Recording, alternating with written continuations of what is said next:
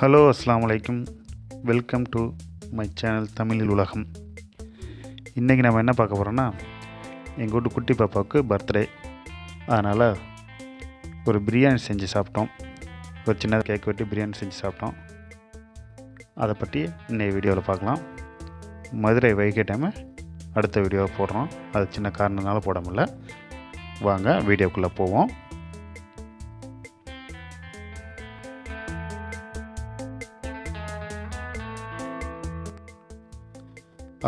இப்போ நம்ம அடுப்பை பற்ற வச்சு சட்டியை வச்சு கீ ஆயிலு இதெல்லாம் ஊற்றி ஸ்பைசஸ் ஏலக்காய் பட்டை கிராம்பு இதெல்லாம் போட்டோம். இது என்ன ஆச்சுன்னா, அந்த வீடியோ எடுக்கும்போது வீடியோ பட்டனை ஆன் பண்ணிட்டு ரெக்கார்ட் போடாமல் விட்டாங்க. அதனால் அதை மட்டும் எடுக்க முடியல. அதுக்கப்புறம் உள்ளது தான் இருக்குது. அதுக்கப்புறம் வெங்காயம் போட்டு வணக்கிக்கிட்டு இருக்கோம். இதுக்கிடையில் வணங்கிக்கிட்டு இருக்க நேரத்தில் நாம் மற்ற இதெல்லாம் ரெடி பண்ணி வைக்கிறோம். இஞ்சி பூண்டு பேஸ்ட்டு, தக்காளி வெட்டி வைக்கிறோம், புதினா மல்லி கட்டி இதெல்லாம் கட் பண்ணி வைக்கிறோம். இதெல்லாம் வச்சுட்டு இந்த பிரியாணியில் வந்து உருளைக்கிழங்கு கட் பண்ணி ஃப்ரை பண்ணி அதையும் சேர்த்துருப்போம். இது வந்து பாம்பே ஸ்டைல் பிரியாணி. அதனால் இதை எப்படி செய்யணுங்கிறதையும் பார்ப்போம் வாங்க.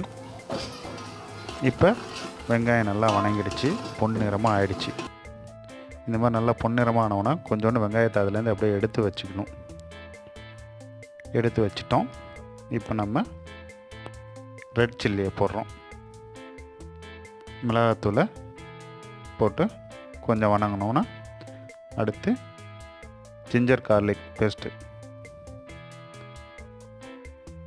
இஞ்சி பூண்டு பேஸ்ட்டை அரைச்சி வச்சுருப்போம். அதை இப்போ நம்ம போடுறோம்.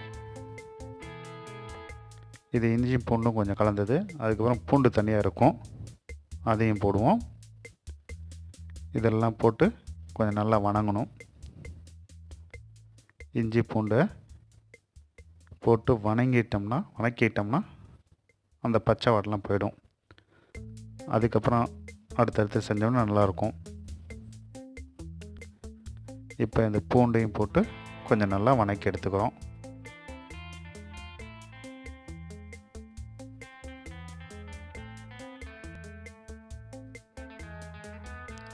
இப்போ பாருங்கள், ஓரளவு நல்லா வணங்கிடுச்சு. இந்த மாதிரி நல்லா வணங்கினதுக்கப்புறம் தான் அடுத்து நம்ம சிக்கன் சேர்க்குறோம். சிக்கனை வந்து நல்லா கட் பண்ணி கழுவி எடுத்து வச்சுருக்குறோம். இப்போ அந்த சிக்கனை அதில் போட்டு கொஞ்சம் வணக்கிறோம்.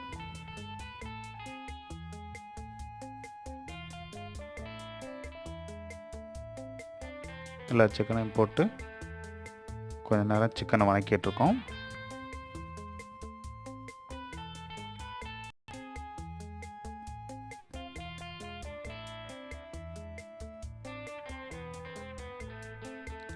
இப்படி நல்லா சிக்கன் கொஞ்சம் வணங்கினோன்னா அடுத்து பெப்பர் ஜீரா பேஸ்ட், அதாவது மிளகு ஜீரகத்தை வந்து நல்லா ஃபைனாக அரைச்சி வச்சுக்கணும்.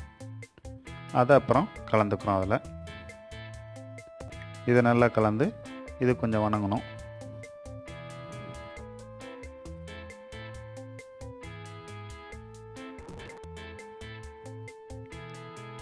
இப்படி நல்லா வணங்கி கொஞ்சம் கறியை வேக விட்டோன்னா எடுத்து பார்க்கணும். ஓரளவு நல்லா வந்துருச்சு அப்படின்னா அடுத்த ப்ராசஸ் செய்யணும். பாருங்கள், பார்க்குறதுக்கு நல்லா சூப்பராக இருக்க மாதிரி இருக்குது. இப்போயே இப்போ வந்து கொரியண்டர், மின்ட் லீஃப், புதினா கொத்தமல்லி இலையை வந்து வெட்டி கழுவி வச்சுக்கிறோம். அதை போடுறோம். அதை போட்டு இதை கொஞ்சம் வணங்கணும்.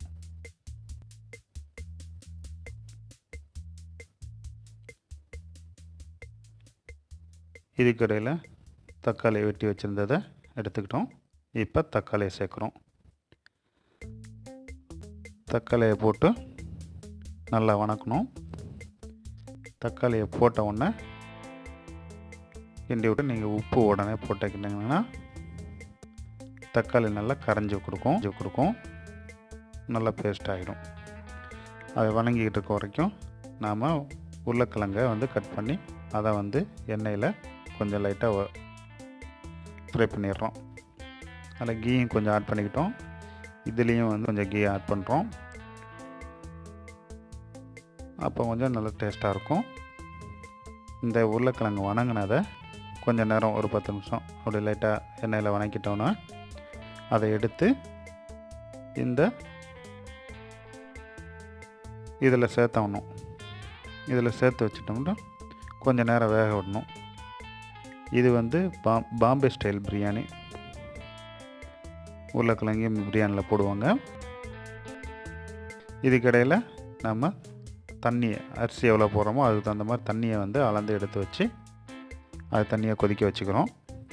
அது கொதிச்சிக்கிட்டு இருந்துச்சுன்னா அடுத்தடுத்த வேலை செஞ்சுக்கலாம்.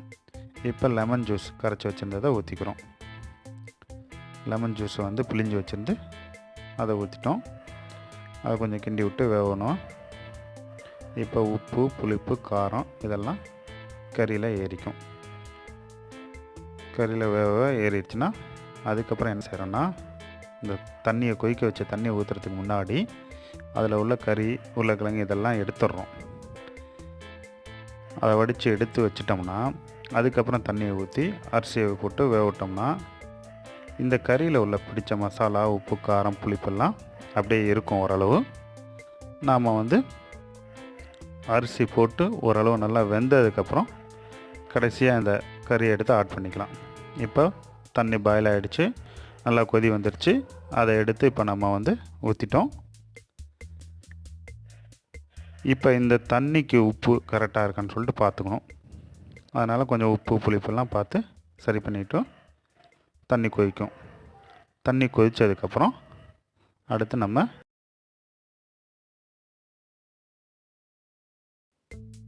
இப்போ அரிசியை போக்குறோம். அரிசியை போட்டு நல்லா வேக விடணும். அரிசியை போட்டோன்னா அடுப்பு ஓரளவு சீராக எரியணும். ரொம்ப கம்மியாக எரியக்கூடாது, ரொம்ப வேகமாக எரியக்கூடாது. நார்மலாக வச்சு நார்மல் ஃப்ளேமில் வச்சு கொதிக்க விடணும். இப்போ அரிசி நல்லா வெந்துக்கிட்டு இருக்குது. இந்த கறி எடுத்ததுனால அந்த கறியில் உள்ள மசாலா பிடிச்சது அப்படியே இருக்கும். இல்லைன்னா நீங்கள் இந்த அரிசியோடும் தண்ணியோடும் போட்டு வேக விட்டிங்கன்னா கறியில் பிடிச்ச மசாலாலாம் எல்லாம் வெளியேறிடும். அதுக்கப்புறம் உங்களுக்கு சாதாரணமாக இருக்கும் சிக்கன். அதுக்காக தான் அதை தனியாக எடுத்து வச்சிட்டோம். இப்போ பாருங்கள், ஃபுட் கலர் கொஞ்சம் சேர்த்துக்கிறோம். ஒரு கலர் கொடுக்கறதுக்காக கலரை சேர்த்து கிண்டி விட்டுட்டு அடுத்து நம்ம எடுத்து வச்சுருந்த அந்த கறி, உருளைக்கிழங்கு அந்த இதெல்லாம் எடுத்து வச்சுக்கிறோம். கடைசியாக கொஞ்சம் கீ சேர்த்துக்கிறோம். இது அப்பப்போ சேர்க்கும்போது அது ஒரு வாசனையாக இருக்கும்.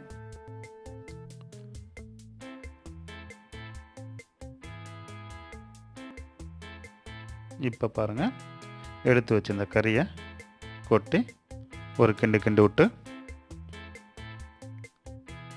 மூடி போட்டு தம்மு போடணும்.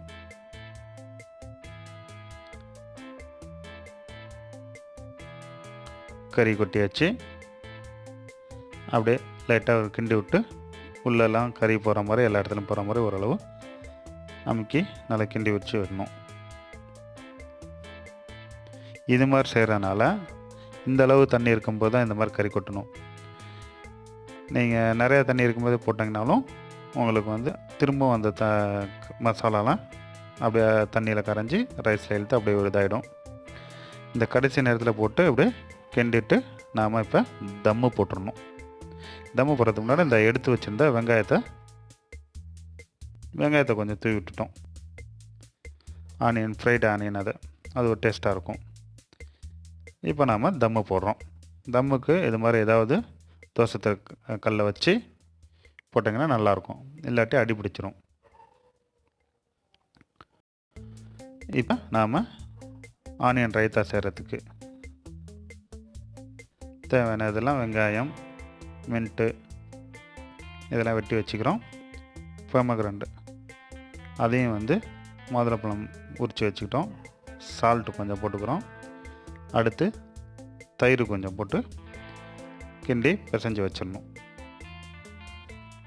தயிர் கர்டு போட்டு பிசைஞ்சு வச்சாச்சு.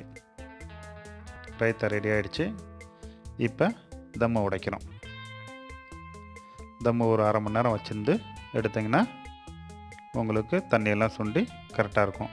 நீங்கள் கடைசியாக எவ்வளோ தண்ணியில் வைக்கிறீங்களோ அதுக்கு தகுந்த மாதிரி டைம் கொஞ்சம் கூட குறைவாகும். இப்போ தண்ணியெல்லாம் சுண்டிடுச்சு, நமக்கு பிரியாணி ரெடியாக இருக்குது. வாங்க கிண்டி பார்ப்போம்.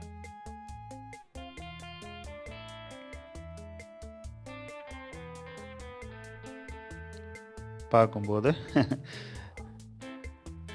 ஆசையாக இருக்குது சாப்பிடுங்கிற மாதிரி. இப்போ நம்ம கடைசியாக அந்த கறியெல்லாம் ஊற்றுனதுனால சைடில் உள்ள சாப்பாட்டெல்லாம் கொஞ்சம் டிஃப்ரெண்ட் தெரியும். அதை நீங்கள் லைட்டாக ஒரு கிண்டி வச்சுக்கோங்க. இப்போ சாப்பாடு பிரியாணி ரெடி ஆகிடுச்சு. கடைசியாக வச்சுருந்த ஆனியனை இப்போ இதில் கொஞ்சம் ஆட் பண்ணி திரும்ப ஒரு கிண்டி விட்டு மூடிக்கலாம். முதல்ல நிறைய ஆனியன் வச்சுருந்தோம்னா முதலே போட்டுக்கலாம். கடைசியாக சாப்பிடும்போது கொஞ்சம் போட்டோம்னா அந்த முறுமுறுப்போடு இருக்கும். இது கூட இன்னும் நம்ம முந்திரி திராட்சை இதெல்லாம் வறுத்து வச்சுருந்து போட்டுனாலும் போட்டு கிண்டிக்கலாம். அது உங்களுடைய விருப்பம். இந்த பாப்பாவுக்கு தான் இன்றைக்கி பர்த்டே. அந்த பாப்பாவுக்கு என்ன நடக்குன்னு கூட தெரியாது. Second birthday.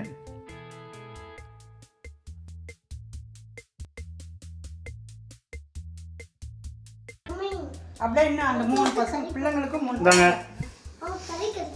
பாப்பா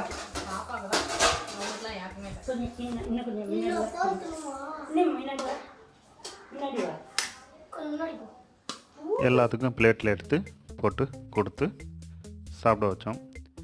இதெல்லாம் நாங்கள் மதியானமாக சாப்பிட்டுக்கிறோம். நைட்டு ஈவினிங்கில் பிள்ளைங்களுக்கு ஒரு சந்தோஷமாக இருக்கட்டும் அப்படிங்கிறதுக்காக கொஞ்சம் கேக் வாங்கிட்டு வந்து ஒரு வெட்டி சாப்பிட்டுச்சுங்க.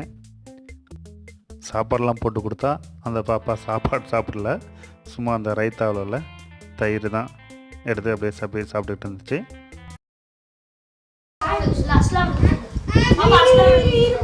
நான் சொல்ல வைக்கிறேன். எனக்கு சொல்லு. இருடா ஒரு நிமிஷம். போதுப்பா விடு பாப்பா பேசிக்கலாம். எங்க ராமத்து என்ன பண்ணு?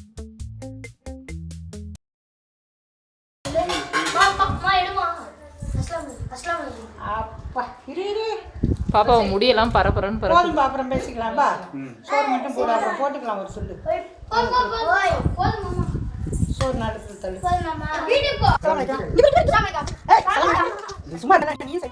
அந்த பாப்பாவை அஸ்ஸலாமு அலைக்கும் சொல்லுன்னு சொல்லி எல்லாரும் அஸ்ஸலாமு அலைக்கும் அப்படின்னு சொல்லிட்டு சாப்பிட்றாங்க.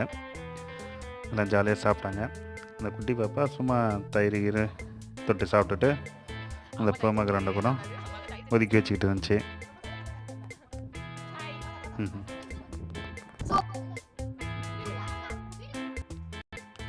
அப்படியே நாங்களும் எல்லாம் சாப்பிட்டு விட்டுட்டு கொஞ்சம் நேரம் ரெஸ்ட் எடுத்தோம். சின்ன பிள்ளை தான் எங்களுடைய தம்பி மக. எல்லோரும் சாப்பிட்டு ரெஸ்ட் எடுத்தோம். ஈவினிங் வந்து கேக் வாங்கிட்டு வந்து கேக் வெட்டினோம். சூப்பராக இருக்கா? ஆ எப்படி இருக்கு?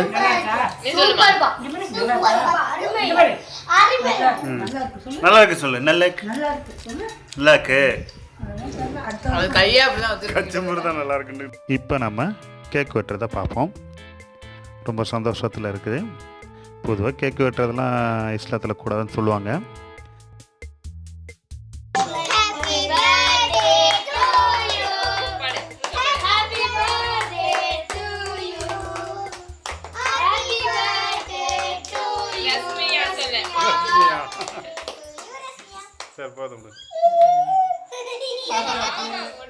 கேக்கு வெட்டி எல்லாத்துக்கும் கொஞ்சம் கொஞ்சம் கொடுத்து சாப்பிட்டோம்.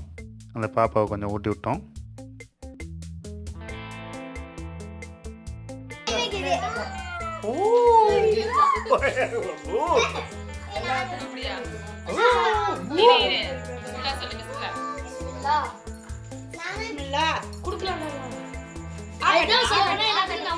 எல்லோரும் கொஞ்சம் கொஞ்சம் கேக் ஊட்டவும் அதுக்கே உடனே திகட்டுற மாதிரி ஆயிடுச்சு.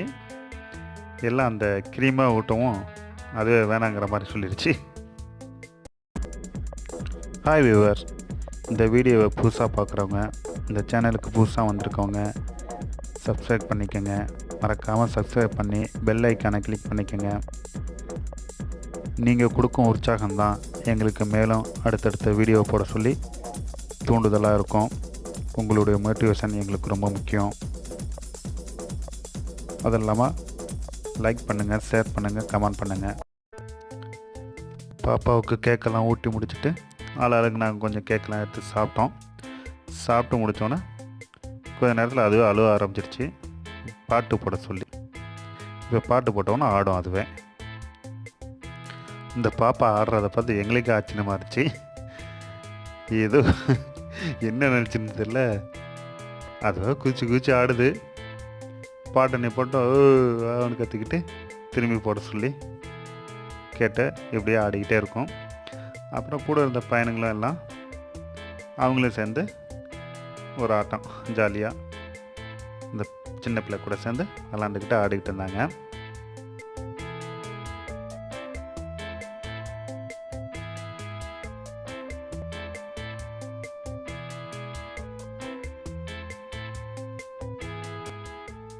ஒரே டான்ஸ் தான், ஆட்டம் தான். அவ்வளோ சந்தோஷம் அதுக்கு. என்னன்னு தெரியாது, சும்மா அது பாட்டுக்கு ஜாலியாக ஆடிக்கிட்டு இருக்கு. சும்மா கையை மேலே தூக்கி ஆடணும். அதுக்கப்புறம் இப்படி ஆடு அப்படி ஆடுன்னு சொன்னால் சிரிச்சுக்கிட்டு ஆடுது, விளாடுது. அப்புறம் பையனுங்களாம் பார்த்துட்டு கொஞ்சம் கிழுந்துலாம் ஆடுவானுங்க. அப்புறம் லைட் செட்டிங் மாதிரி லைட்டு இருக்குது ஏற்கனவே உள்ளது, அதை கொஞ்சம் ஆஃப் பண்ணி போடவும் அது ஒரு டிஃப்ரெண்ட்டாக தெரிஞ்சவும் இந்த பாப்பா ஒன்று அப்படியே பார்க்குது. அதுக்கப்புறம் சரி போதும், லைட்டை ரொம்ப ஆஃப் பண்ணி போட்டு பிள்ளைங்களுக்கு கண்ணுக்கு இதாக இருக்குன்னு சொல்லிட்டு அதை அப்புறம் நிப்பாட்டிட்டோம். இப்படியே கொஞ்சம் டான்ஸ் ஆடி விளாண்டுட்டு சந்தோஷமாக கழிச்சிச்சிங்க. அவ்வளோதான். இந்த வீடியோவில் இந்த பாப்பாவுக்காக ஒரு பர்த்டே கொண்டாடி பிரியாணி செஞ்சு சாப்பிட்டோம். எல்லோருக்கும் குடும்பத்தோடு இருந்து சந்தோஷமாக சாப்பிட்டது ஒரு சந்தோஷமான தருணமாக இருந்துச்சு. இந்த மாதிரி விழுந்து விளாண்டுக்கிட்டு இருந்தாங்க பையன்லாங்க. அந்த பாப்பா ஒன்றை கீழே விழுந்து அதுவும் விளையாட ஆரம்பிக்குது. அவ்வளோதாங்க இந்த வீடியோ. இந்த வீடியோ பார்த்தமைக்கு நன்றி. பிடிச்சிருந்தா லைக் பண்ணுங்கள், ஷேர் பண்ணுங்கள், கமெண்ட் பண்ணுங்கள். மறக்காமல் சப்ஸ்கிரைப் பண்ணிக்கோங்க. புதுசாக பார்க்குறவங்க கண்டிப்பாக சப்ஸ்கிரைப் பண்ணிக்கோங்க. அப்போ தான் எங்களுக்கும் ஒரு மோட்டிவேஷனாக இருக்கும். உங்களுடைய கமெண்ட்ஸ் எது இருந்தால் மறக்காமல் கமெண்ட் பண்ணுங்கள்.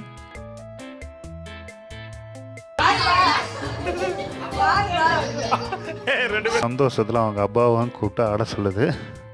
அவரும் கொஞ்சம் பிள்ளைக்காக ஒரு லைட்டாக ஆட்டப்படுவார், ஜாலியாக இருக்கும். நாம் அடுத்த வீடியோவில் மார்பிள்ஸ் கிரானைட் வாங்குறத பற்றி பார்ப்போம். நாங்கள் ஒசூர்கிட்ட போயிருந்தோம். அடுத்த வீடியோவில் பார்ப்போம். Please subscribe. தேங்க்ஸ் ஃபார் வாட்சிங்.